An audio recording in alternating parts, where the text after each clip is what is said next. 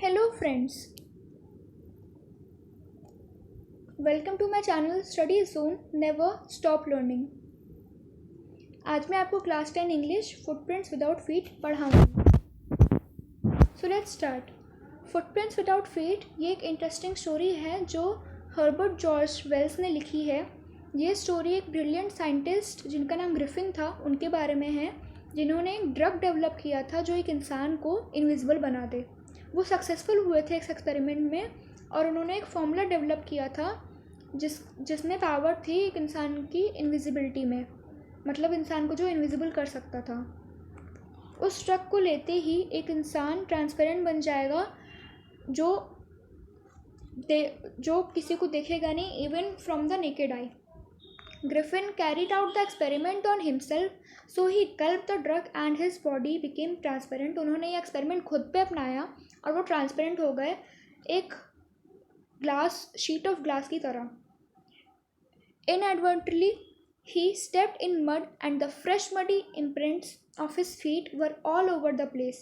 It was first seen by two young boys and who followed his footprints until they became fainter and disappeared altogether. Although Griffin was an outstanding scientist, he was a lawless man. His landlord disliked him and had asked him to eject the house. उनके landlord ने उनको like नहीं करते थे, तो उन्होंने कहा था कि तुम घर से निकल जाओ। In vengeance Griffin set the house on fire. उन्होंने उस घर को आग लगा दी and soon wandered around the streets without food, money and clothes.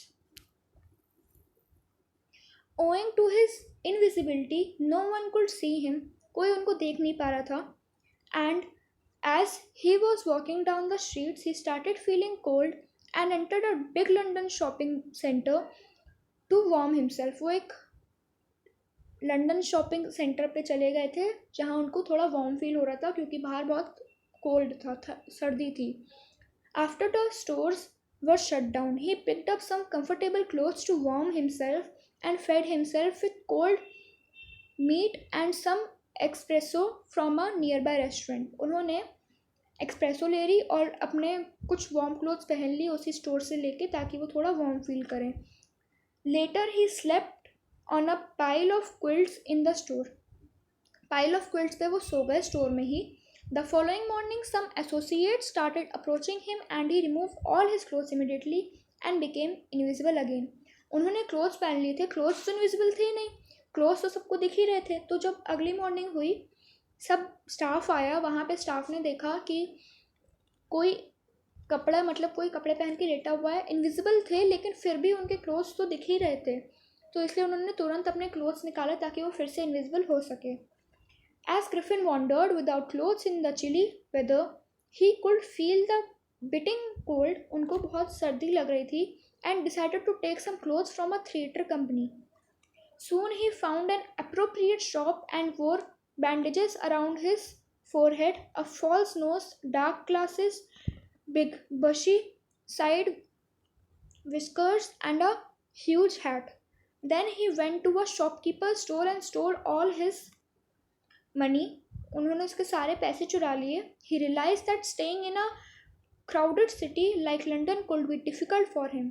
उन्होंने सोचा कि लंदन जैसी क्राउडेड सिटी में रहना उनके लिए डिफ़िकल्ट होगा, तो उन्होंने सोचा किसी आइपिंग विलेज में जाके रहने का, मूव करने का। He had booked 2 rooms at the local inn in the village। उन्होंने 2 रूम बुक किए and reached there by boarding a train from London। उन्होंने लंदन से ट्रेन ली और वहाँ पहुँच गए। It was quite an unusual experience for the villagers to expect an outsider with a strange appearance who had come to stay at the hotel during winter। Mrs. Hall, the wife of the landlord, जो उस hotel की landlord थी, of the inn, tried to be friendly with him। Friendly होने की कोशिश कर रही थी लेकिन ग्रिफिन उनसे बात नहीं करना चाहता था। Soon enough his money was exhausted and he started stealing to sustain himself। उसने फिर पैसे चोरी करने शुरू कर दिए, मतलब अपनी इनविजिबिलिटी का वो गलत फ़ायदा उठा रहे थे। Due to his suspicious appearance, the inn owner and his wife attempted to check his room while he was away। उन्होंने, जब वो नहीं थे वहाँ पे, ग्रिफिन वहाँ नहीं थे, तब उन्होंने ट्राई किया उसके रूम को चेक करने का। Out of anger Griffin damage the furniture of the inn। Griffin ने उस फर्नीचर को डैमेज कर दिया and through it across the room towards them. The owner and his wife got scared, thinking that there was prince around and their unusual guests was responsible for all the chaos. Meanwhile, Mrs. Hall requested the town constable, Mr. Jaffers, to inquire about the identity of this peculiar individual and arrest him for damaging her furnishings. This annoyed Griffin further, and he decided to reveal his identity as he started unwrapping his bandages, whiskers, spectacles, and nose. Everyone has shocked. Everyone was shocked to see this, as there was no normal human being hidden behind the bandages. The constable could not catch hold of Griffin as he took all of his garments, became invisible, and disappeared in thin air. मतलब वो Griffin वहाँ से भाग गए थे अपने सारे clothes निकालने के बाद वो फिर से इनविजिबल हो गए थे और वहाँ से भाग गए। पुलिस पुलिस से बच के वो मिस्टर जाफर से बच के वो वहाँ से निकल गए, अरेस्ट होने से वो बच गए।